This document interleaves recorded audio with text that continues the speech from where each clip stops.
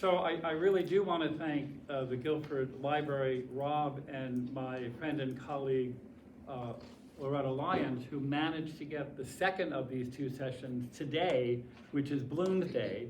June 16th is the day in the novel that the events take place. The only way that I would have the audacity to say I'm going to try in an hour and 15 minutes to tell you how to read Ulysses is if you try to read it my way, if you want, and that's this way. If you try to read it in its entirety in installments, you will find that much of it is unintelligible, even if you are very learned in lots of different things. You cannot beat Joyce. If you try to read it, this is my copies of Ulysses, 650 pages. If you read it with this Talmudic commentary, almost as many pages and much bigger in format, you'll be reading it through Venetian blinds. Here's a line, here's a line.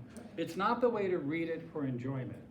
Ulysses is more like other novels than it's not like other novels.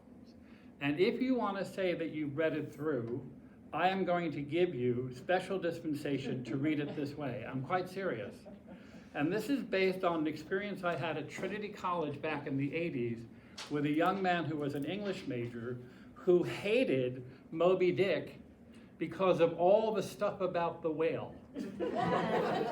And he said that without any irony. He said he realized about a third of the way through that if he turned pages until he saw quotation marks, like somebody in the crow's nest seeing land, he would read the dialogue and then skip all the stuff about harpooning and ambergris, and he found that he got the novel, which he did, because although all the stuff about whaling is important and very much part of Melville's philosophical approach to the book, the story is in the dialogue.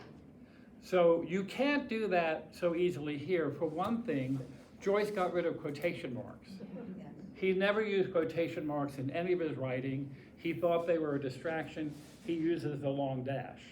And like quotation marks or a long dash, unless it says he said, she said, he said, you have to do that thing of Bloom, Stephen, Bloom, she loved me, she loved me, figure it out. What you have to do is this. Read a good summary of the novel's plot. It does have a plot. It has 3 sections in the handout, which I'm not going to be reading to you in its entirety, but we're going to be reading certain passages. It tells you what the plot is. The 18 sections of the novel, based on the fact that the Gaelic alphabet, Joyce had no Gaelic, has 18 letters.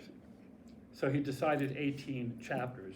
The Greek alphabet has 24 letters. That's why people think it's 24 chapters in the epic. That is everything from A to whatever letter was the last letter before Z. So he modeled it on that. If you read a summary, I would suggest something better than Wikipedia.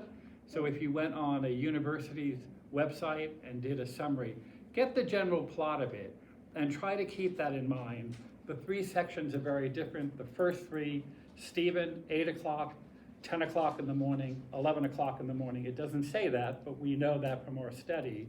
And then in the 4th chapter, it moves to Bloom, and it winds the clock back to 8 o'clock in the morning. The novel starts over again. I'll tell you why. So read a summary, and then with each chapter, read until you say, this is too much like penance. And stop. I'm telling you, stop. Do not read if you're not understanding what you're reading. The first 3 chapters are deceptively normal. He gets you that way. And if you find something that you can ignore and move on, do. But when you get to a really difficult passage, skip to the end of the chapter and read the last page. Often the last couple of paragraphs are clear if you remember what the plot is. And you can go through the entire novel that way and maybe not read half of it, and you will have a much better appreciation of Ulysses than the person who sits down for the 19th time to try to read it and gives up. I could not be more serious. But based on what I told you last time, I'm going to try to give you some tools for how to read Ulysses. And I'm not repeating everything that I said last time. Is the recording still available? Yes, it's on the website. Because I have a number in my car for like $9.99. No. So one aspect of Joyce's modernism is symbolic naturalism. That is, the literary history before Joyce split into a symbolic vein and a naturalistic vein. Either literature was about stuff that was made up, or literature was a kind of sociology or science. People like Dreiser and Zola. Literature was meant to be a tool of sort of social science, or literature was supposed to be as impressionistic and imaginative as possible. And what Joyce did is say, there's no reason to separate that. We are natural people with intestines. If you doubt it, read the novel. But we also have imaginations. And so there's nothing contradictory about literature evoking both those pools. You see it in Homer. So one thing to keep in mind is that Joyce is as interested in what in the second paragraph I call the descendental part of nature. People defecate, they masturbate, they urinate, they have their periods. Think about reading this in 1904 in Ireland. In Ireland. You couldn't get a divorce in Ireland until a few decades ago. He wasn't doing it just to shock the middle class, although that was part of it. He was doing it because he believed that the Romantics, who in the early 19th century said, we are born for better things beyond our body. Our minds, our imaginations, our spirits have an affinity with the spirit of the universe. Transcendentalism, think of Thoreau and Emerson and Carlyle. But what Carlyle and others said was, if that's true, we also have an affinity with those things that are below the spiritual, with our animal nature. And Carlyle coined the phrase descendental. Corruption, defecation, rot, despair. It did not catch on. I have been sermonizing about it all across the Connecticut shoreline for 30 years. I've never seen it in an advertisement or a billboard. But it's worth keeping in mind, all of Greek literature is based on trying to figure out how human beings are between the transcendental glory of gods and the descendental horror of the beasts. We're capable of both. You don't believe, read the paper. Yeah. And what Joyce is trying to say is, if an artist is going to write about human nature in its completeness, it's going to embrace the transcendental and the descendental. So keep that in mind. And when you get to a scene in which it's particularly messy, if it's distasteful, you don't have to read it, but you should register, oh, this is important. Bloom actually likes to smell the aroma of his bodily function. He masturbates in one scene, and he puts the handkerchief he cleans himself with up to his nose. Now, again, you may find that distasteful, that's not for me to judge, but it would be important to keep in mind, it's not just gratuitous. Detour reading is probably the most important. Joyce believed that the human mind works from going from A to B in this way. The longest way around, says Bloom, is the shortest way home, a detour reading. And so I gave the example last time of Stephen remembering someone telling him that a young mother was at a country door out in the country holding a baby in her arms, and that he found Stephen, that story very attractive, and he thought it would be great to go to that home, that cottage, and lie on the floor in front of the fireplace with that woman. But then immediately he said, but it would be scary to go into the forest at night. The roads are dark. And I say, how did he get from being enticed by being scary? It's because we're told she's standing at a country door. You all know that the top half opens so you can cool the pie or talk to your neighbor. The bottom half stays closed when you want it to keep out the animals and the leaves. So he can see in his imagination a scene that he was only told by someone, that the woman's a mother. She's holding a baby. Her breasts are okay. But he knows that behind the bottom part of the drawer, she has that other stuff that even the Virgin Mary didn't use in getting a baby. I'm not being flippant. This is how he's thinking. And in his internal mind, he's saying, that's what's scary, sex. I'm comfortable with women being Madonnas, but the idea that they actually have plumbing, I don't want to go there. And I'm saying that what Joyce wanted to do in a very repressive Irish Catholic country is throw open all the doors. He felt that to be an artist, you had to throw open all the doors. Stephen, his surrogate, and Joyce both were drawn to the priesthood because it was high-minded, it was artistic.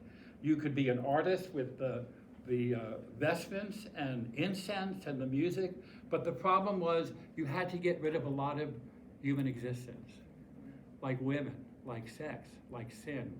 And that's why he turned to art instead. So this notion of going parabolically, and it's not an accident that a parable, let me tell you about a guy who's a good Samaritan, even though my point has nothing to do with Samaritans.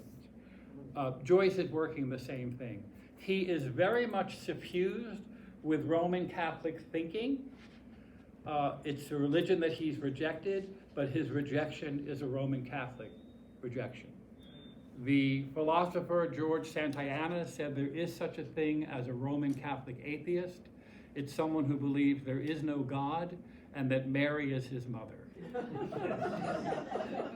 That's witty and brilliant at the same time, because that's Joyce's view. He leaves Ireland in disgust at its pettiness, its parochialism, its drunkenness. He did feel that the petty rivalry, the petty partisanship of whether you're wearing orange or green, the fact that the Irish seemed what's the word I'm looking for? Ignorant of the fact that they were oppressed by the English, that they speak in English. Joyce would have written in Gaelic if he thought anyone would read the book. But the reason he didn't study Gaelic and the reason he wrote in English is he wanted to be one of the world's great authors. Same thing with William Butler Yeats. They were people who loved Ireland as a culture, but they knew that success in literature would not be through any language other than English.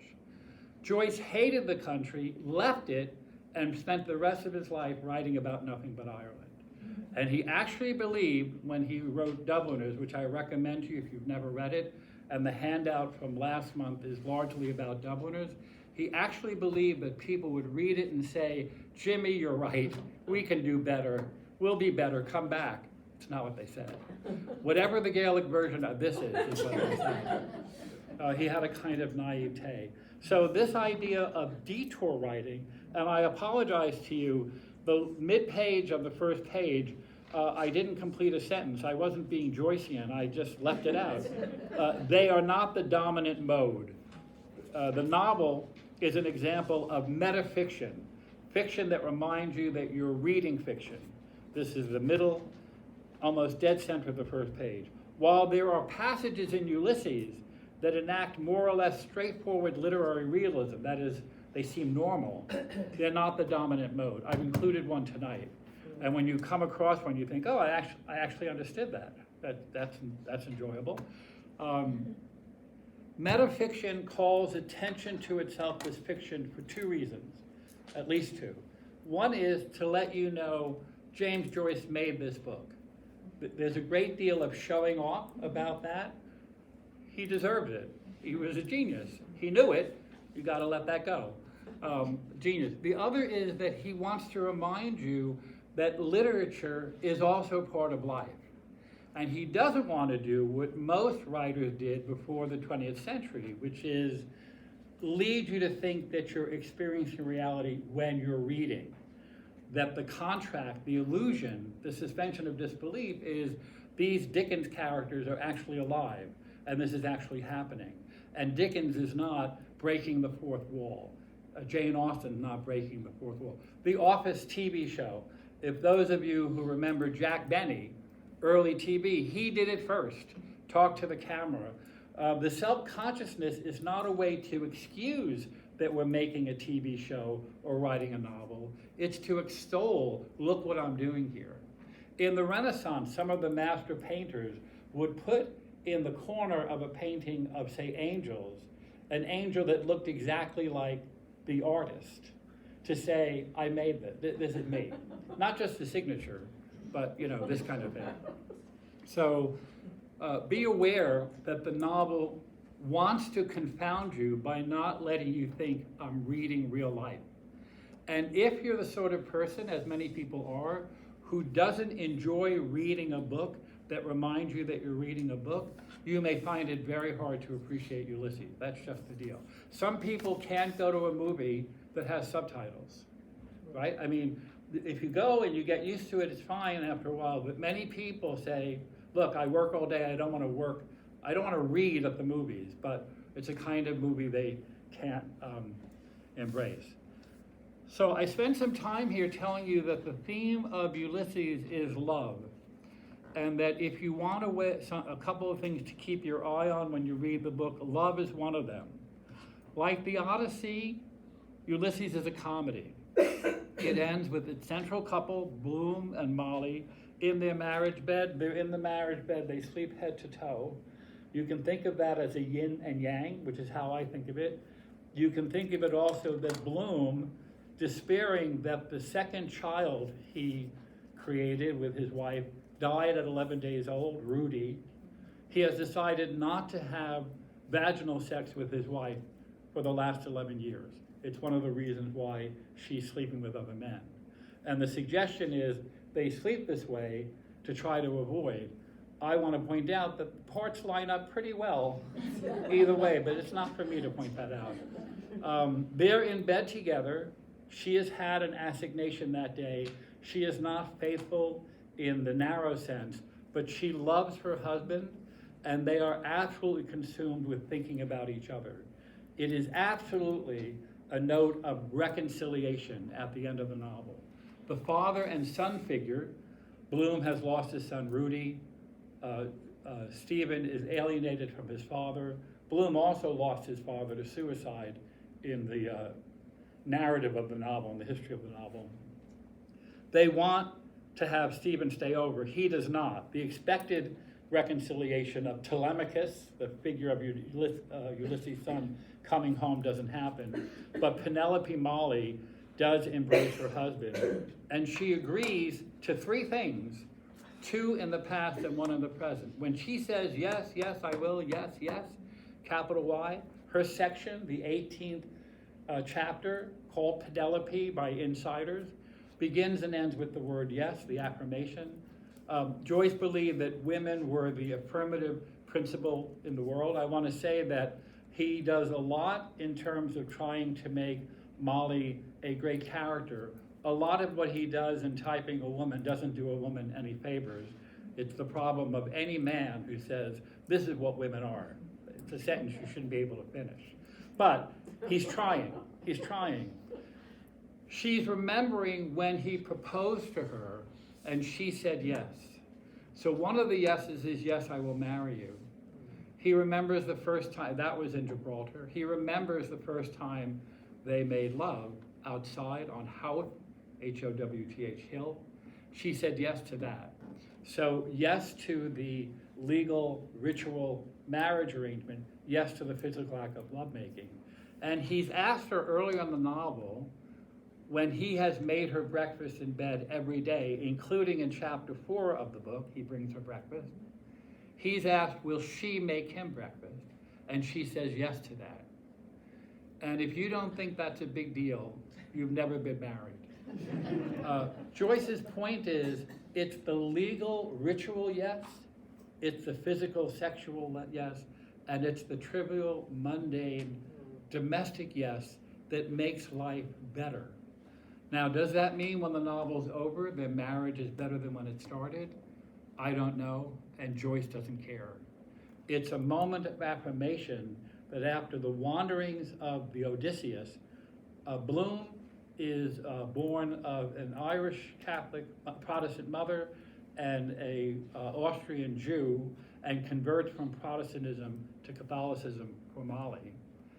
He's an advertising canvasser, the kind of person who goes around trying to put ads in papers, kind of person who says, would you like one of these nifty calendars? I have a bookmark with Guilford Free Library on it, which means his job is to move around. And many people disparage him because they think of him in terms of finance and economics. but he's actually a person who's working with words. He's placing literature. And you may not think highly of advertising, but advertisers do. And if you ever read a book by advertisers, they're remarkably literate about the way they think about language. Bloom is working the opposite side of the street from Stephen, and the difference is he's a people person. He goes out constantly. He believes that all living is encounter. Stephen is locked in his intellectualism, his timidity, his intellectual pride. Joyce knew it. The portrait of an artist as a young man shows you that this remarkable kid will be the artist someday who writes the book we're reading, Portrait of an Artist. But he's a young man, so he's not that impressive, and he's way too full of himself. So when the novel begins 8 o'clock in the morning in Stephen's temporary home, he's come back to Ireland for his mother's funeral in Martello Tower. When he comes back, it's 8 o'clock in the morning. And then it's 10 o'clock in the morning when he goes to his school job and gets paid. And then it's 11 o'clock in the morning when he walks and has his stream of consciousness along Sandymount Strand, which autocorrect in your handout called Marymount Strand. I'll show you where that is so you can correct it. That's not my mistake, although I should have proofread it. It's Sandymount Strand. The novel says we can't possibly write a Homeric epic based on such a paltry consciousness. This guy doesn't get out. This guy's afraid of his own shadow. Where am I going to find my Odysseus? And it starts again. It starts again with Leopold Bloom, who likes to eat organ meats and doesn't mind if they smell of urine. He is 38 years old. People think he's older. And he is a man of sensation. He is a man of pity and sympathy. Buck Mulligan calls Stephen in the first chapter an impossible person. Well, he's an impossible person to carry the weight of an epic. But Bloom is the great possible man of literature. Partly a schmo, partly brilliant, a good husband, a grieving father, a complicated man. He's the Odysseus of the 20th century. And so the novel begins again. When you read the book, look for images, enactments, episode of love. I'm not going to read the bottom of page 1 and top of page 2, but it's about the word known to all men, love that is actually giving, following Thomas Aquinas. The issue is if you're a Catholic schoolboy in early 20th century Ireland, you're going to read a lot of stuff that you all don't read, including me anymore. And Thomas Aquinas is included, yes. I thought in some of the editions he actually didn't use the word love. Is that correct? Say again? He didn't actually use the word love. He never says what the word is. Who doesn't? In the novel. Who is the he? That Joyce doesn't say love. Actually, he does. If you read what I'm not reading now in the handout, it's on the bottom of one page or the top of another. It's identified as love. And channeling Thomas Aquinas, he doesn't mean love that is selfish love, egotism. He doesn't mean love of something that you want, even if it's a child or a spouse, because that's just a detour way of loving yourself. He means love that is actually generous, love that is actually giving. And you could argue that Bloom and Molly have that love, and Stephen couldn't touch it with a 100-foot pole, which is why Stephen is discarded as the central consciousness of the book. And Joyce is doing that at his own expense. Don't feel too bad. He made Bloom and Molly, but it's important to see that. So, in addition to looking for love, familial, sexual, romantic, nationalistic, think about how the Odyssey is partly about love of home, love of son and wife, love of, it's not really a nation, the fatherland, kind of the country, getting back to Ithaca. Another issue that's important in the novel is meeting. Joyce, like Martin Buber, I'm now near the middle of page 2, believed that encounter, meeting other people as other people, was the essence of real living. And in the first of the Bloom chapters, Calypso, Molly asked Bloom to explain the meaning of a word she's come across in a book she's reading in bed. Whenever you see a text in any work of literature. Somebody has an advertisement, a snippet of a song, a diary. Somebody has a dream and recounts the dream. Pay attention, because that's a little work of literature inside the work of literature. If you skip the dreams in Crime and Punishment, you'll miss the novel. Writers who write about writing want you to pay attention. And so she's asking about a word, and Joyce goes to the trouble. Show here, she said, I put a mark in it. There's a word I wanted to ask you. She swallowed a draught of tea from her cup, held by not handle. That's a Joyce construction. And having wiped her fingertips smartly on the blanket, began to search the text with the hairpin till she reached the word. Met him what? He asked. So she has said the word. We don't hear it. He hears it and says, met him what? He leaned downward and read near her polished thumbnail. Look at the detail, the knot handle on the teacup, the wiping her fingers on the blanket, the polished thumbnail, the hairpin.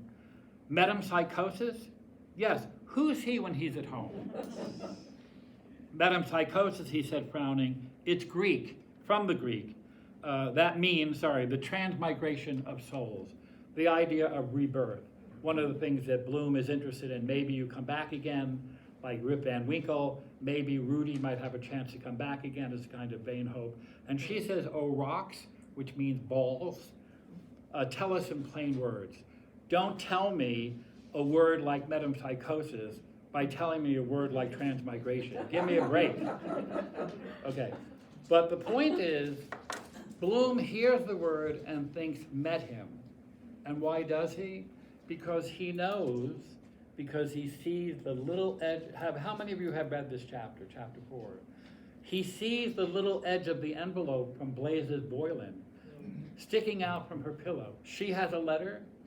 He later on is going to get a letter to Henry Flower from the woman Martha Clifford, that he's having a sexting relationship with. And Stephen is going to take DC's letter to the editor and pull off a piece to write a little poem when he's on the Strand. So they all have letters. Letters is another kind of meeting. Well, met him is partly because Bloom is obsessed with the idea that he knows his wife's going to be unfaithful. One of the reasons he spends hours wandering around Dublin is he knows what's going on. And when he hears his wife move in the bed, the noise of the bed spring remind him of sexual activity he hasn't had with her, and he knows someone else is. That's the kind of little detail that humanizes the novel.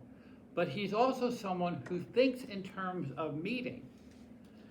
In the course of his day, he goes to Paddy Digman's funeral and meets many of his fellow citizens. He sees Dilly Daedalus, the oldest of Stephen's sisters. He meets Mrs. Breen, who is kind of an old flame.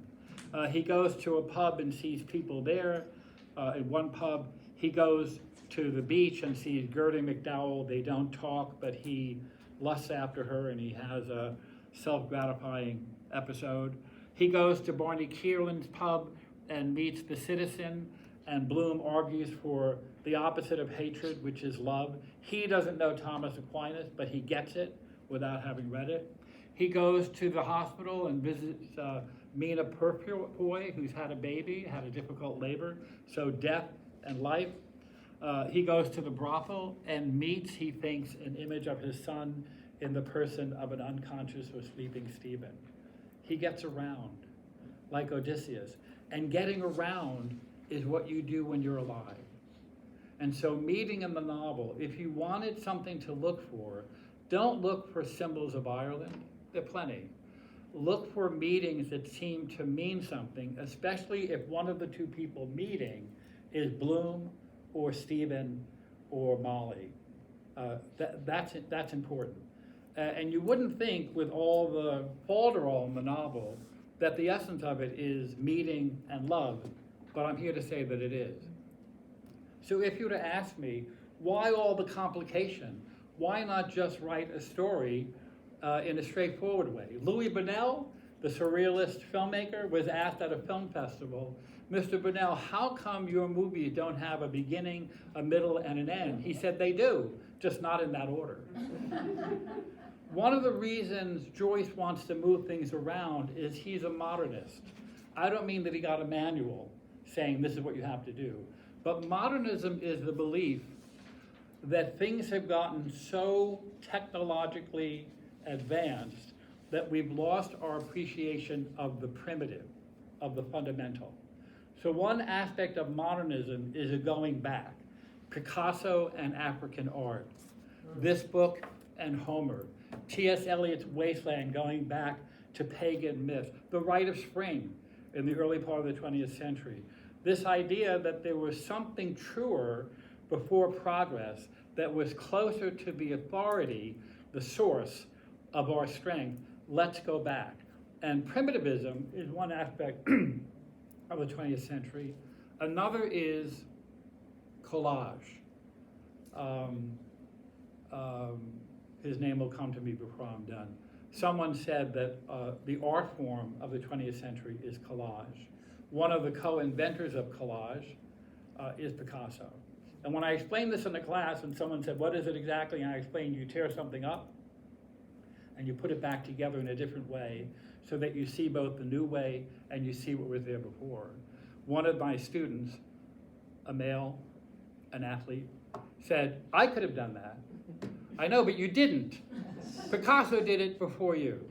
Some of you know the bicycle seat that looks like a triangle, you know? Yeah. If you don't know, try to remember the feeling of it when you were a kid. And the handlebars. Right. What did Picasso do? He took this and he took this, he soldered them together and said, that's a steer's head. That's the skeleton of a steer, and it is, but it's also a bicycle. And what makes it art is you see what's there and you see what used to be there. You see what's in front of you and you see what it came from. Excuse me, this is allergies, not COVID. A lot of Joyce and other modernists is to mix things up so that you have to work a little about seeing what's there through the static or adornment of all the other stuff. It's also a way to celebrate the world's multitudinousness. That's a phrase from Matthew Arnold. Matthew Arnold said one of the things about Victorian England in the latter quarter of the 19th century was not to be overwhelmed by the world's multitudinousness. If you've ever seen a Victorian drawing room in a movie or in a museum, it's not a Queen Anne desk like the 18th century with the lovely legs and no tablecloth. It's a tablecloth. It's embroidered, it's heavy embroidery on a sofa and some throws on it, and maybe an antimacassar or two, and there's impossibly heavy drapes. And why don't we put a big plant over in that corner and a miniature elephant in ivory over here? It's just loaded with stuff. I mean, it's packed with stuff. Some people have suggested it was to offset the anxiety that there's nothing after death. That for the first time, culturally, people were wondering whether Nietzsche was right. God is tot, God is dead. If all we have is this life, let's pack some more things in. And there's a way in which the multitudinousness of life, not just lots of stuff, but lots of different kinds of things. You know what a cornucopia is, cornucopia? So it literally means the corn is a horn, copia is plenty, copious. It's a horn of plenty.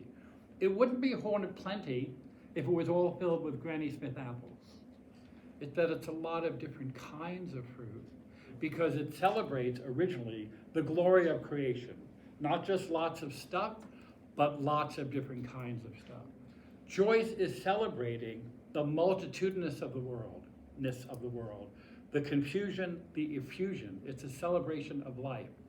When you read Wandering Rocks, where there are all these different episodes, it's out in the fresh air, it's activity filled, it's a celebration of what it means to live in a relatively big city. So Joyce is on the side of meeting, and Bloom is the meter. So look for encounters.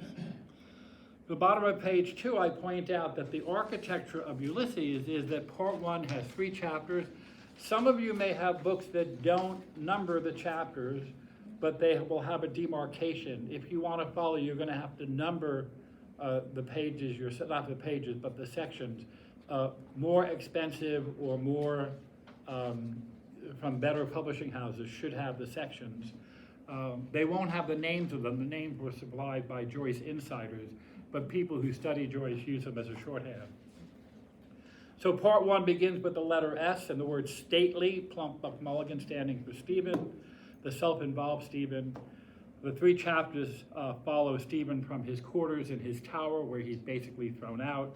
He can't go back there. He doesn't have his key. He gave it to the man he hates, Buck Mulligan, and that's why he's wandering. To his errand in the schoolhouse where he talks to the anti-Semitic and pro-English Mr. Deasy and gets paid, to his long solitary walk on, that should be Sandy Mount Strand by autocorrect. So that's the beginning of the novel, and as I said, it rewinds back in chapter 4 to part 2, 12 chapters, chapter 4 to 15, which opens with the letter M for Mr. Leopold Bloom, in some editions an oversized M for Molly, because that's who Bloom is thinking about constantly. That's Bloom's section. Its 12 sections follow the wanderings of our modern Odysseus, the other-oriented Leopold Bloom, and that's his salvation. He is outward facing. When he's hungry, he looks at the seagulls and he wonders if they're hungry too. Stephen Dedalus has never wondered if a bird is hungry. He's worried that it will pick out his eyes, or he will use it as a model of some aesthetic image. He doesn't have empathy. He doesn't have pity. That's what that marks Bloom as a mensch. And it matters to Joyce that that's what this not young, but not old, again, people who forget the novel think that Bloom is middle-aged in the sense of 60s or beyond. He's 38. His wife is 34. Part 3, chapters 16 to 18, which opens with the letter P for Poldy, which is Molly's affectionate nickname for Bloom. So the husband and wife sections have them thinking about each other. 3 chapters also the same as part 1. The association between Stephen and Molly, not just at their beginning and end, and each have 3 chapters, is strengthened. We observe that Stephen, intensely intellectual, and Molly, intensely physical, have their self-involvement underscored in that the final section of their respective parts, part 1 and part 3, is presented in stream of consciousness.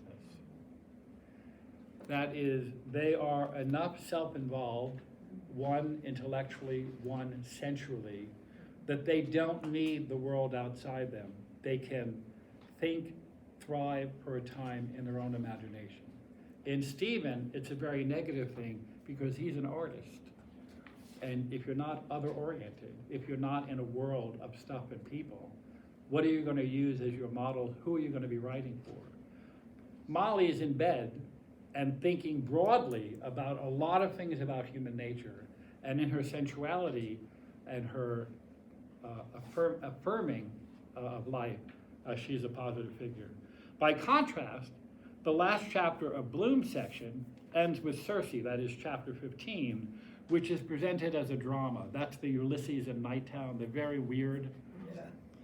That reflects Bloom's participation and interaction with the city, the nation, and the world. That is, Bloom's farewell chapter has him in a literary form that makes other people appear in the book. They're characters who actually have speaking roles. Stephen talks to the spirit of his mother. It's impossible to think that Stephen would be existing in a world where there's drama, because he's all in his head. So, in the half hour or so we have left, I want to show you how I would read a section from each, a passage from each of the novel's 3 sections. And that's what most of the remainder of the handout is. So Stephen in chapter 3, that Proteus final chapter of his 3-chapter section that's in Stream of Consciousness, has him walking on the beach. He has picked his nose. He has thought about a dead dog carcass. He thought about his dead mother. He thought about the pun between the French word for sea, mère, and the word for mother, mère. He's haunted by the fact that he rejected his mother's request that he take confession and penance. He has stood up for his defiance of religion but he worries that there may be a price to pay of guilt. And he uses a Middle English book called Agenbite of Inwit. When's the last time that came up? Agenbite. If you've read much of the novel, you've come across it. Of Inwit, Inwit. It's in the last page of the handout. The biting again of the part of your wit that looks inside. Shorthand, the prick of conscience, when you start to feel bad about something. And Stephen is on the beach thinking that maybe he was wrong and trying to resist that. So this is the end of that section. My teeth are very bad. Joyce had terrible teeth and was suffering from teeth problems in 1904 when this book is set. He also was nearly legally blind. That's in last month's handout. Why, I wonder? Feel. That one is going to. Shells.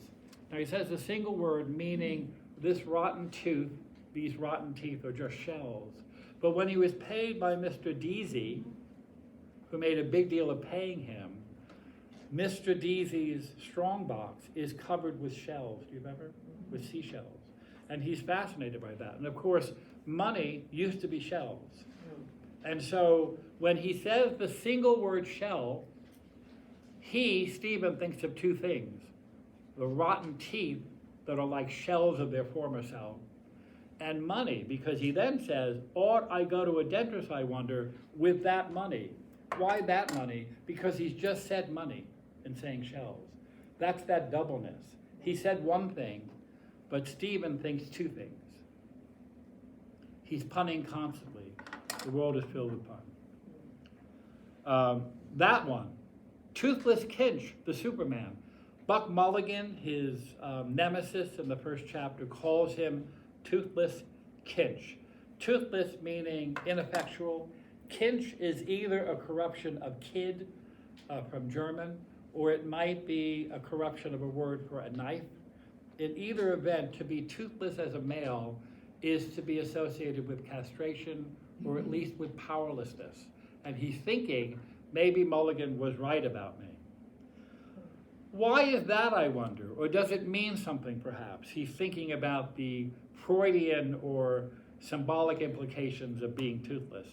My handkerchief, because he's just put his finger in his mouth, he wants to wipe his hand. He threw it. Mulligan threw it on the table. I remember. Did I not take it up? His hand groped vainly in his pockets. No, I didn't. Better buy one. The point is, that's not hard to understand. If you don't know what Toothless Kinch means the first time you read the book, move past it. But appreciate that this man, this young man, is without a handkerchief because it was left with his enemy, and now he has to buy one, and he has very little money. He laid the dry snot from his nostril on the ledge of a rock carefully. For the rest, let look who will. Ta-da! As if it's something to be, carefully, he doesn't want it to fall, as if it's something to be displayed. And his audacity is in the phrase, remember, he's talking to himself, for the rest, let look who will. I don't care who sees it. And then behind, perhaps there is someone. Why? Because he's worried that maybe someone's watching him. Behind, perhaps there is one. Let anyone look. Wait, someone's looking? That's Stephen in a nutshell. Alone, he'll be audacious and say, look what I did with my turd, effectively. But if he thinks someone's watching, he needs to know. He turned his face over a shoulder, rear redondant. You've seen lions in tapestries whose heads are turned around like this, like The Exorcist, unnaturally turned backwards, because it means something if the lion's looking backwards as opposed to forwards. Just as do you know that in monuments of war heroes, you can tell how the man, always a man, I think, on the horse died by how many legs are on the ground. So if there's one leg up or two legs up, if all four legs, tells you that died in battle, died in his bed, was hurt in battle, and died later. There's a code of horses and legs and monuments. Who knew? But there is.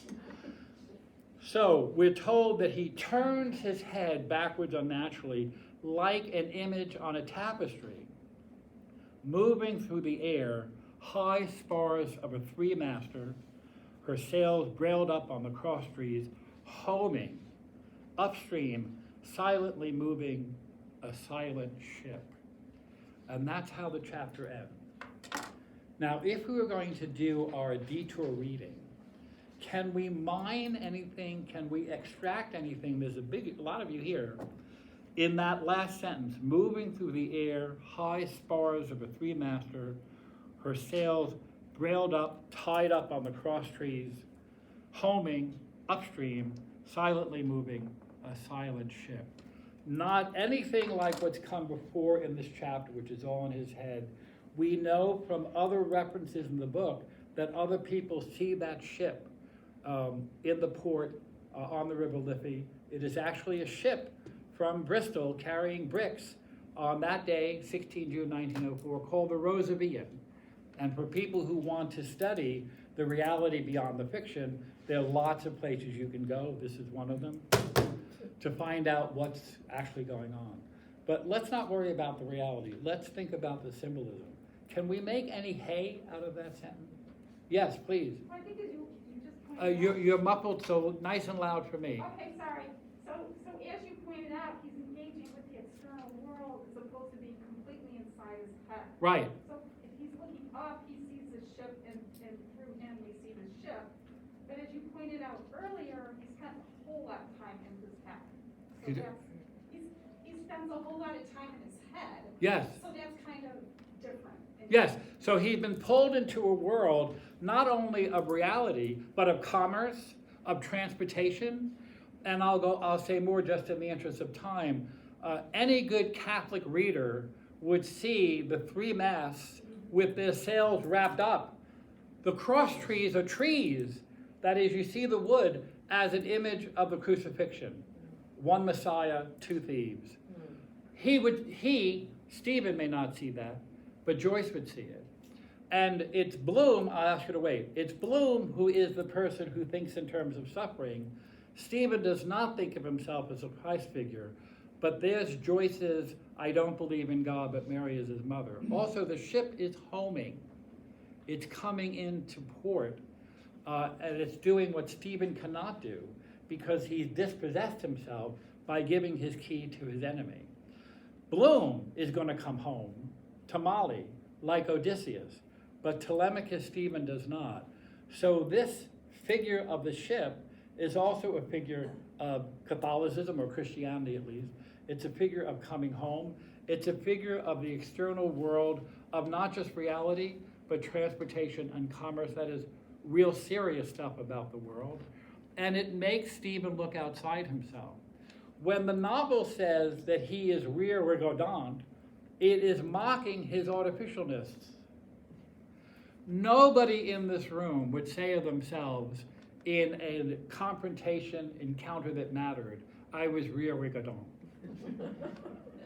By the narrator, who is a form of Stephen since we're in his head, by Stephen using the term of tapestry, of heraldry about himself, it shows you how disconnected he is from any real reality. Although reality comes in the person of the ship. Thanks for waiting. I was just, when I read that, I thought of the constant movement of products. A product. The ship holds bricks. Construction products being a vital part of humanity, building things. Right. And a constant moving. Right. However slowly. Absolutely. And part of that is connected to the advertising endeavors of Bloom. That the world works partly by advertising. And when I said to you that advertisers take pride in their language, Ogilvy and Mathers, the great advertising company, David Ogilvy wrote a number of memoirs about advertising. And in one of them, their client was something like Rolls-Royce. And he and his partner came up with the line, the hook, at 60 miles an hour, the only thing you can hear is the clock. And because they were a big deal, they were invited to roll out the marketing strategy with the engineers.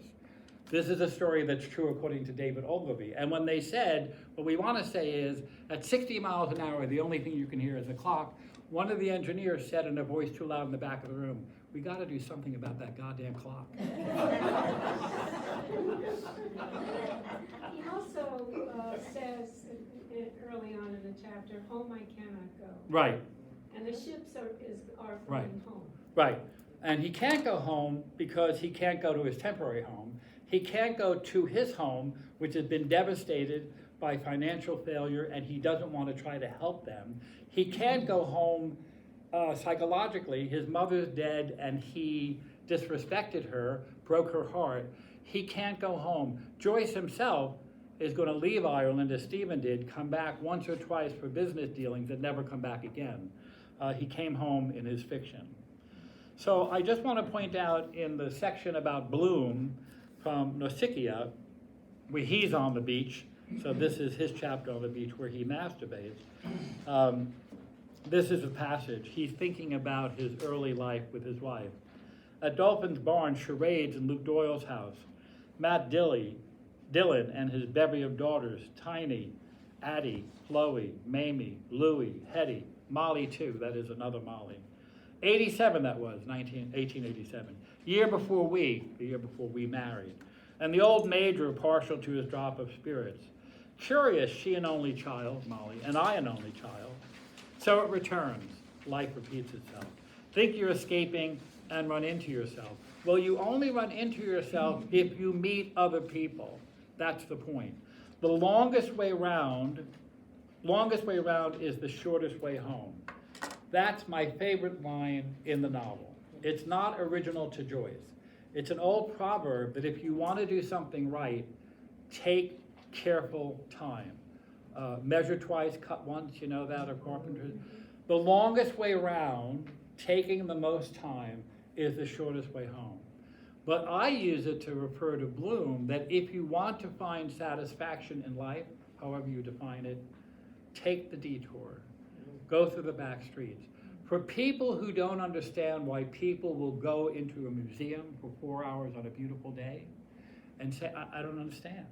Jerry Seinfeld, the comedian, doesn't understand why people read books and then keep them to revisit. His argument is, wouldn't you rather not read the book again but live life? For people who read books, for people who go to museums, that detour, taking time out of your life, tonight, you're spending time here with us. This detour is a long way around to get something that you can't get in regular life. That's what Bloom feels, that's what Joyce believes, and here's an example of it. I'm going to skip circus horse walking in Rip Van Winkle we played. They were playing charades back then. Rip, tear in Henny Doyle's overcoat. Van, the bread van delivering. Winkle, cockles and periwinkles, mollusks and clams. Then I did Rip Van Winkle coming back in the charade. She, Molly, leaned on the sideboard watching. Moorish eyes. She is a Spanish Arab beauty. 20 years asleep in Sleepy Hollow. He's confusing Ichabod Crane and Rip Van Winkle intentionally. That is, Joyce is having him confused. All changed, forgotten, the young or old. His gun rusty from the dew. That's actually in the story. The point I want to make is, Bloom narrates this scene to himself and names all the daughters. All the daughters. There's Doc, there's Bashful. It's a kind of particularity of people consciousness that Stephen doesn't have. I love my son, but when he goes on vacation, the only thing he takes pictures of are things, buildings, and vistas. When my daughters go on vacation, they take pictures of people. My son Matthew wouldn't think he ever saw a person. There's nobody selling fruit that is interesting enough for Matthew to take a picture in some street in Morocco. But my daughter would. Bloom is thinking about people even in his own consciousness in a chapter where he masturbates. That's Bloom. Molly's chapter begins with yes, but I picked it up at the very end, and I'm going to, for the sake of time, about 4 lines down. I was a flower of the mountains, yes, when I put the rose in my hair like the Andalusian girls used. Or shall I wear a red? Yes. She's interrupting herself to remember her affirmation to have sex, to cook breakfast, to marry him. Take your choice. And how he kissed me under the Moorish wall. And I thought, well, as well him as another, sorry for that number. And then I asked him with my eyes to ask again, yes. And then he asked me, would I? Yes. To say yes, my mountain flower. And first I put my arms around him, yes, and drew him down to me so he could feel my breath, all perfume, yes. And his heart was going like mad. And yes, I said, yes, I will. Yes. That's the 8th of 8 sentences that are 1,600 lines of text. That's the end of the novel, the great yes, that began with the boy, the young man, who is a denier, who is too timid, too self-consumed to be broad. You have a woman who's affirming, and Bloom, who feels other people's pain. That's the glory of the novel, and it's my hope that with this very short introduction, you'll become more attuned to looking at what matters and what doesn't. If you see a name that you don't recognize, if you think something's a quotation or you know it is because it's in Greek or Latin, I am not against education. I have taught this novel to graduate students. I teach it differently to them. Are they better off? I don't know. I'm telling you what I would tell my students outside of classes I teach, like the student about Moby Dick. You want to skip the stuff about the whale? Live and be well. If you take my class, you got to read the stuff about the whale. Or at least you have to read something that tells you about the whale. I want to say seriously, I've been doing this for a long time. This works if you have the patience to do it as I say. I want to say also that the great glory of the novel is it's attentive to details like the hairpin on the word and the knot handle of the T. When Bloom is carrying his wife's breakfast upstairs, the narrator tells us in chapter 4 that he hooks his pinky into the teapot handle because he can't hold it. This sort of little detail, and you'd say, here's a great modernist novel with all these allusions to high-mindedness, and there's that detail, like the detail of the hairpin showing him where metapsychosis is. So the last page I write, here's an example of the novel's ability to present in essentially conventional literary form episodes of great poignancy. You know, when Picasso drew faces of women with two sides, two eyes on one side of their nose, he could do it the right way. He didn't want to. He could draw realistically, beautifully. It's not because he was making up for some kind of deficiency. It was a choice he made. Joyce mainly writes in fractured, parabolic episodes, but he could do an episode like this. In chapter 10, Wandering Rocks, and I will say if there's anybody here who's not inclined to do anytime soon Ulysses in any version, including the Schenker format. Wait, there's more. I feel like an infomercial. Let me suggest you find chapter 10, Wandering Rocks. The episodes are separated by little asterisks.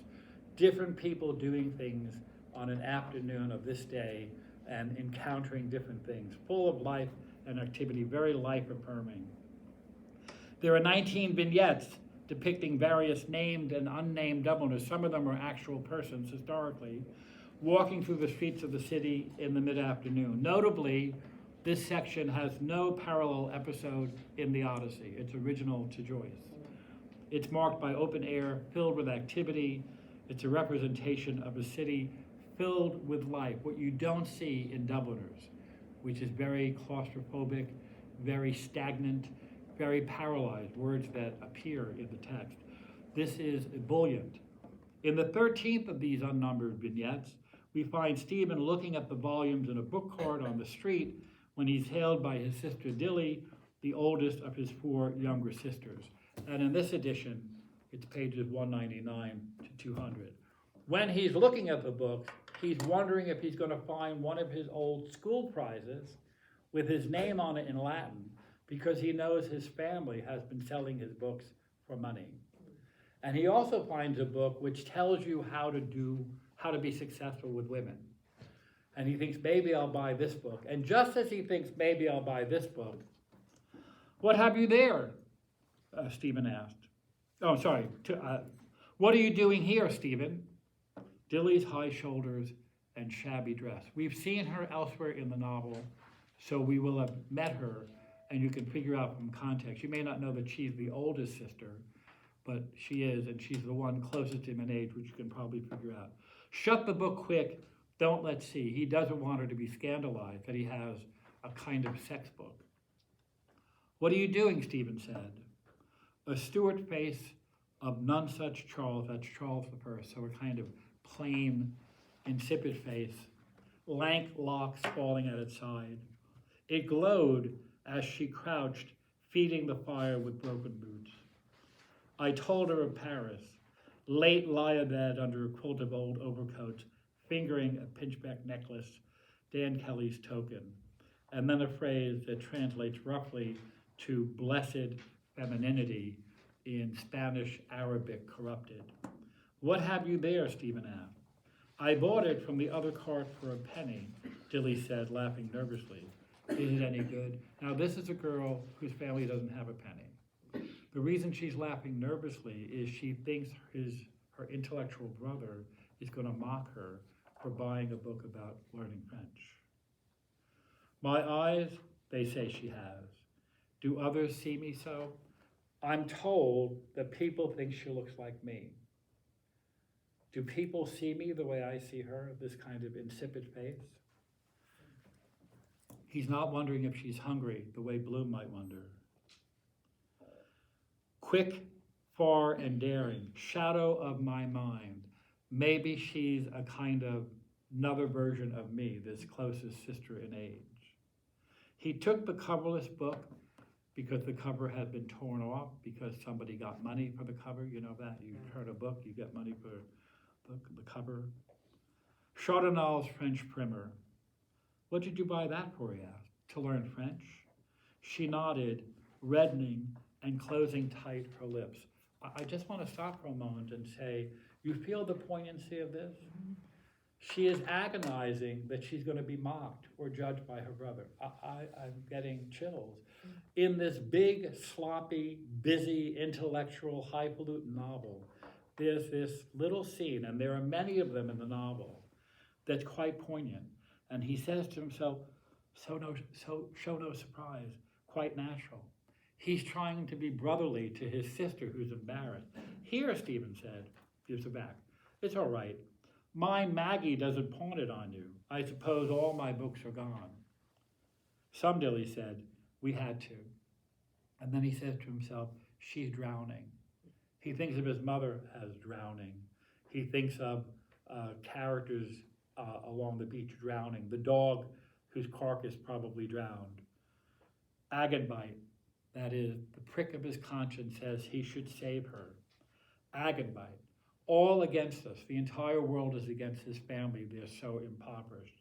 She will drown me with her eyes and hair. If I try to help her, if I return to my family as a brother to help, I'll go down with them. Lank coils of seaweed hair around me, my heart, my soul, like she's a siren, like she is a temptress calling sailors, Odysseus is a sailor, to their death and surrounding them with drowning. Salt green death. We, he says, that is, he tries the notion that they're two people together in a family. He tries the we. Stephen is an I, me, mine through and through, and Joyce knows it. Agenbite of Inwit, Inwit's Agenbite. Misery, misery. Misery because he knows he can't help her and survive from his point of view, but he can't stop himself from feeling the remorse of conscience. The Portrait of an Artist as a Young Man. Someone who is moral enough to feel guilt, but not so moral to do anything about it. There are such people. We might have been one of those people at one time.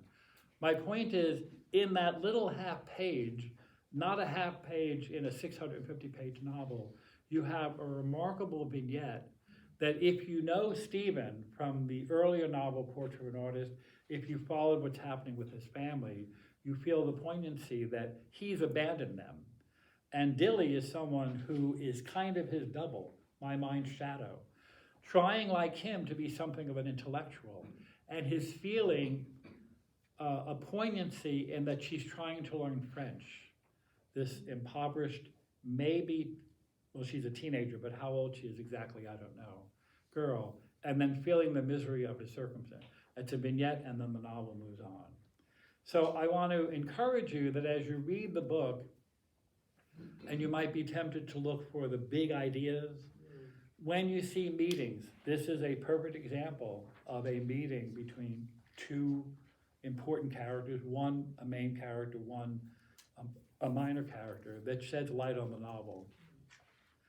Don't be afraid to turn pages and say, okay, yeah, there's more whale, more whale. Oh, look, people talking, or here's Stephen again, or here's Bloom. The section on Bloom that I read is not monumental, but it shows you the particularity of his memory of this time 16, 17 years ago. This is 1904, they were married in 1880 something, of remembering all the children in the family, We know people like that, and it's a marvel, and it has to do with caring about people, of knowing enough about families to remember names of children. And that's why I picked that passage rather than any one of the many passages I could have picked.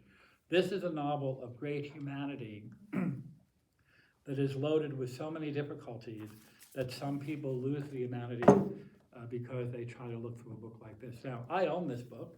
I spent many hours with this book when I was a graduate student because I had to. I did not use this book in preparation for tonight other than to find it so I could bring it for show and tell. I'm done now, but I'm happy to take comments, especially I'd much rather hear comments and questions, or questions in the time we have remaining. I want to thank you again for coming out, actually being somewhere, for the library and for Rob and for Loretto Lyons for making this possible, especially on Bloom's Day. I'm very grateful to get out. So are there questions or comments? I'm happy. Yes, and I'll get you next. Yes? I actually only made it to chapter 3, but I thought he was pretty detailed in his viewing of the people on the beach and, their cockles, they're gathering cockles and the dog running towards them. So I got the sense early on that he was actually inward, certainly, but also outward. Well, he's not doing anything with anybody. He's registering these impressions. He wonders whether something happens one thing after another the way they do in sound or all at the same time.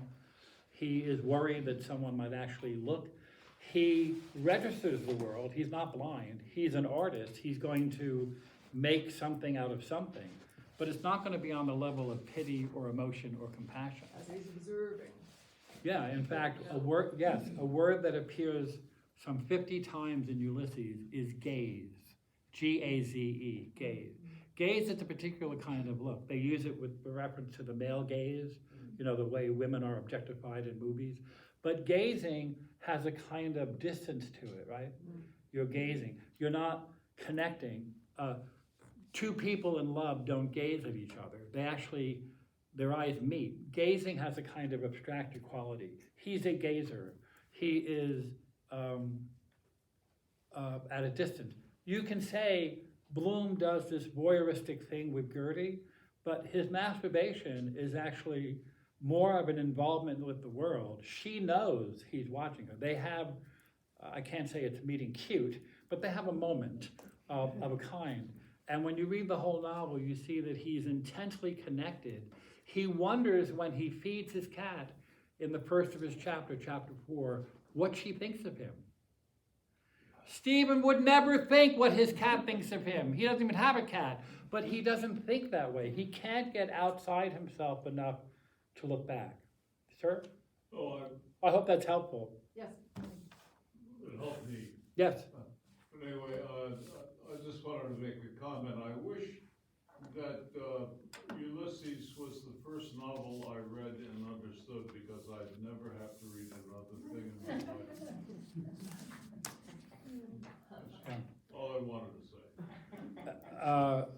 I've heard from you already, so I'll come back to you next. Yes, and then yes. Yes? Is Joyce saying that is Stephen going to become the person that writes this novel or not? Like, Well, we know that, it but is. he's not saying that in the book, Okay. because Do we he know doesn't that? spend Do we enough know that? time. I mean, I don't know that, so we Sorry? do know, I don't know that, so we do know Well, that. if we allow that Stephen is some version of James Joyce, Okay. and James Joyce read the book, at the end of Portrait of an Artist as a Young Man, Stephen does his first literary production. It's a diary. Now, there's opera, and there's epic, and there's poetry, and then there's diary. I'm not denigrating diary, but on the level of imagination, to write a record of what's actually happened is pretty low-hanging fruit.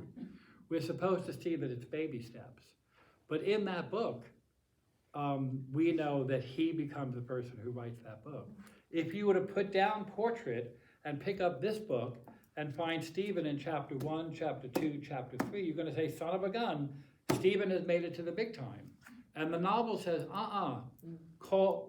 cue Leo, and he comes on board, Right, that's because right. the novel is not interested in what Stephen will become, even though Joyce does become that person. Okay. Yes?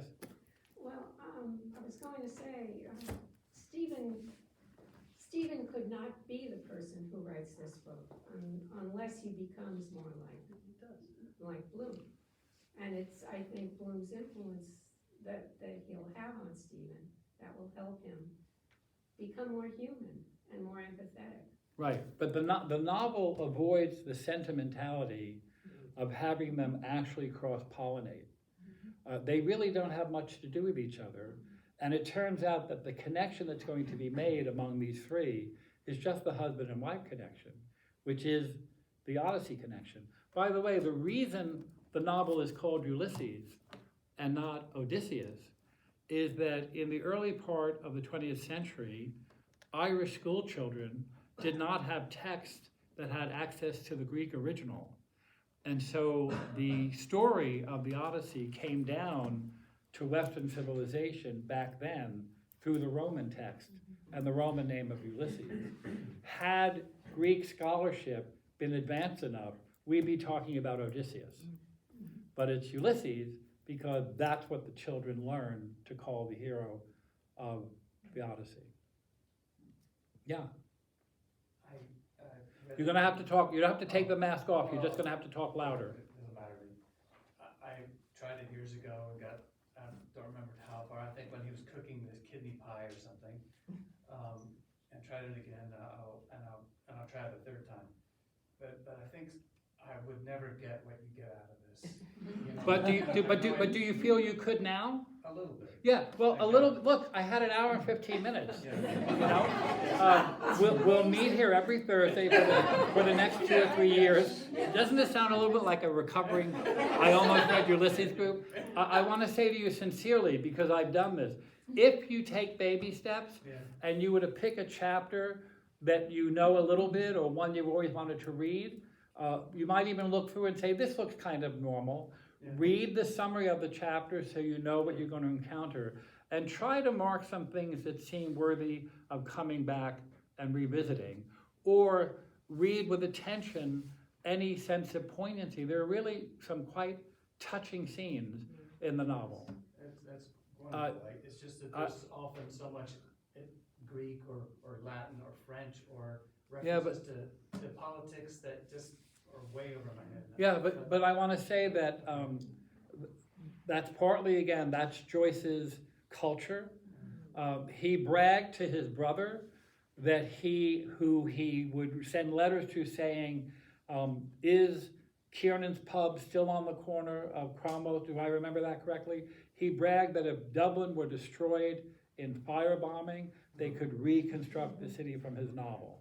Not true, but he bragged that. Yes, I've been keeping you waiting. That's all right, okay, so my question is, one of my favorite chapters is Scylla. Would you be willing to Yes, take of course, that? Thank you. Sorry. So one of my favorite chapters is one I struggle with the most, which is Scylla and Cribbidus, the library. Yes, book. yeah. So could you give me any guidance or? Yes. Thank you. Yes, don't worry about it. Okay. I couldn't be more sincere. Bloom is not in that chapter. It is Stephen putting forth Joyce's wondering about the Shakespeare and Hamlet. It is very masturbatory in its own way.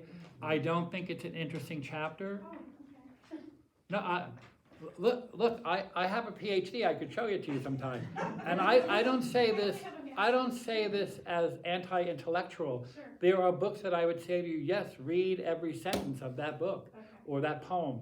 That's not one to worry about. Okay, so just get over it. and just- Right, now people have trouble with the Circe chapter, which has been turned into a little play, Ulysses in Nighttown. That's an important chapter to try to experience as drama, because a lot of psychological freight is being unpacked in that book of Stephen and his mother, Bloom and his son, Bella changing sex, the whole notion of having a red light district in a city where the more animal aspects of nature, Bloom is gonna go home to his wife and kiss her rump. Some editions have a big black period in the text that's supposed to represent her anus, and so on. That's a much more important chapter to try to struggle through. Yes? I just want to thank you for the wonderful talk you gave, but also to say that I'm a fan of Ulysses from way back. Oh, right? my And goodness. so I really appreciate this. Have you met my sister? No. She's a lovely woman. No, I appreciate that. But I want to just ask you one thing, maybe this is the last thing. Finnegan's Wake was completely impenetrable to me. Yeah, I don't think. So is that I don't just think- modernism taken too far? I don't think Finnegan's Wake is literature, and I've said this to Joyceans, who I respect. I think it's like a word puzzle. I do not think it's literature.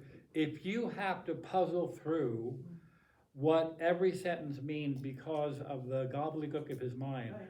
it's as if he took what happened here in a very low register and did math or something and just went, I don't think it's literature. I have not read it in its entirety, and I have been invited to lecture on it and declined because I would have to read it in its entirety. Yes, nice and loud. And then we're out of time. Yes, You get the last word. I carried my copy of Ulysses around for probably 30 years. Oh, dear. So finally, I was reading Joseph Campbell's 4-volume thing Right. on myth, mythology and yeah. things, and he spoke so much, and I finally thought, after that introduction, if I can't, try and tackle this, I might as well not try. So I read through it, and no sooner did I finish than at a book sale, I might even have been here at the Guilford one, I saw a copy of Stuart Gilbert's Ulysses, A Study. Right. And I thought, great timing here. Is there, it seems to me, and this is a while ago that I read that, that was more an attempt to help us understand Joyce's choices about structure. Yeah, and- so let me, rather than the kind of meaning that you're describing. well, so here's what I want to say. And I gotta call time then, because I promised, we're over time. Sorry. I have read many of those guides and find them fulfilling in the same way that the Encyclopedia Britannica, you remember that, can be fulfilling. Yeah. But it's not reading the novel. Right. And what I'm telling you, even with the shortcuts of skipping things, Mm. and by the way, you can mention my name to anyone you want to, that you can, even with the detour reading, you will have a better sense that you read the novel. Even tonight, in this hour plus, you have a sense that we visited the novel. That's what those guides won't do for you. And I'm a teacher of reading. Thank you very much. And I'm gonna have the last word, which, If Marilyn Monroe could read Ulysses, anyone could. yeah. The famous. Don't believe the pictures, okay? I'm gonna take the last word, which is yes!